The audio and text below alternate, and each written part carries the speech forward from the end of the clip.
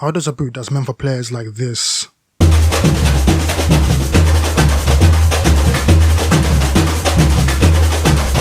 suddenly become a boot that's meant for players like this? With him. And Ramos. In this video, we will look at how Nike successfully changed the identity of the Tiempo Legend. When the Tiempo Legend was first launched in 2005, it was set for players who have vision, flair, and all-around creative players, the likes of Pirlo, SubStanceFtbl, and Ronaldinho. But nowadays, the Tiempo Legend is seen as the go-to boot for defenders, as seen with players like Van Dijk and William Saliba. But just why is that? The usual argument for that is, in comparison to the other boots on the market, the Tiempo Legend has a thicker upper, is more padded, so it's more protective, and you won't hurt as much if someone stands on your foot, making it the most obvious choice for defenders. Now here's 3 reasons why that argument is completely and utterly redundant. Number 1. Whether you're tackling or someone steps on your foot, it's going to hurt regardless. It doesn't matter how thick the upper is, and even on the latest Tiempo, the upper is not that thick, not to the point that's gonna offer any kind of injury prevention. Number 2. It does not matter what position you play, you will be required to tackle at some point, whether you're a striker or winger, etc. Maybe lesser in certain positions, of course, but you know, it only takes one bad tackle to get injured, so why wouldn't Nike market this boot to like every position? And number 3. Since the Tiempo Legend first came out in 2005, the boot has got lighter, the leather that is used has got thinner. So in actual fact, the original Tiempo that came out in 2005 is probably more suited to defenders now, according to that argument, as opposed to it being previously marketed towards being for creative players. So, you know, there's a bit of hypocrisy there. So just how did Nike make people believe the Tiempo was made for only defenders? It all has to do with one word: marketing. The sole reason as to why nowadays people see the Tiempo as a defender's boot all has to do with Nike's marketing strategy. Nike have a lot of football boots on offer, so for us, the possible customer, it can be a daunting and sometimes a confusing task picking a pair of football boots. So what Nike tried to do is make the job of us buying football boots as simple and as easy as possible. By marketing their boots with players that play a specific position, it can now give the impression to people who are now wondering on what boots to buy that maybe said boot is for players of said position. So imagine you're a young budding footballer looking to buy a new pair of boots for the season, and you walk into Nike Town or any Nike store of your choice for all that matter, and you're in the football boot section, and on the walls you see murals of Van Dijk. Say you're a centre back, for the sake of this argument, yeah. You see Van Dijk and he's wearing and holding the Tiempo. So you think, oh, I'm a centre back, Van Dijk's a centre back, he's holding Tiempo, I should get the Tiempo.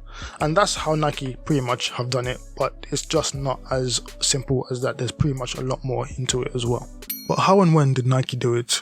When did this transition occur? For me, this transition identity of the Tiempo began around 2009 through the introduction of the Nike CTR 360 Maestri, a boot which was clearly more targeted towards creative midfielders and taking away one of the lead faces of the Tiempo in SubStanceFtbl away from the boot and into the CTR.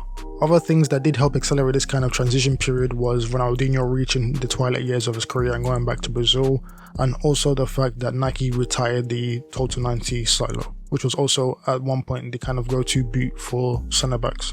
Now at this point, the Tiempo Legend was being worn by defenders definitely, but they weren't as put at the forefront of marketing as they are now. Now these changes led to a huge gap in Nike looking for a face in the Tiempo. So what they did is transition some players such as the likes of Jerome Boateng and Sergio Ramos from the Total 90 into the Tiempo Legend. From these changes, it was quite clear what Nike's strategy was going to be: put all the high profile defenders into the Nike Tiempo. In truth, marketing boots for defenders is quite difficult, as defending is a very unglamorous part of football. So in actual fact, it's pretty much a lot easier to market boots for creative midfielders or attacking players, as they are the ones that usually get the glory and the goals. It's why you don't tend to see a lot of defenders in marketing ads. So what Nike did was to oversaturate the Tiempo with defenders wearing them.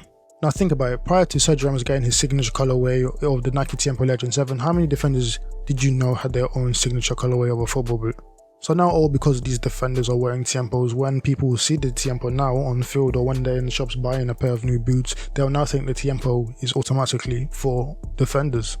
What also helped Nike was the fact that Ramos, Piqué, Boateng were becoming the best centre backs in the world, so you know, their job was made a bit easier in that fact. If you think about it, look at the market, look at other boots.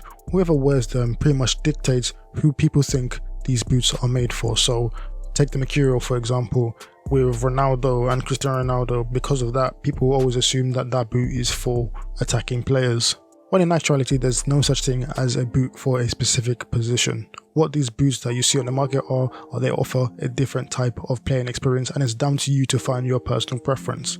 If you're a defender and it's Tiempos, that's fine. If you're a defender and it's maybe Mercurials, that's also fine. Just wear what feels good on your feet. Now, with regards to the Tiempo, what the Tiempo is just a traditional feeling football boot with modern touches to it, and that's pretty much it. And that's it for the video. Like always, like and subscribe to the video.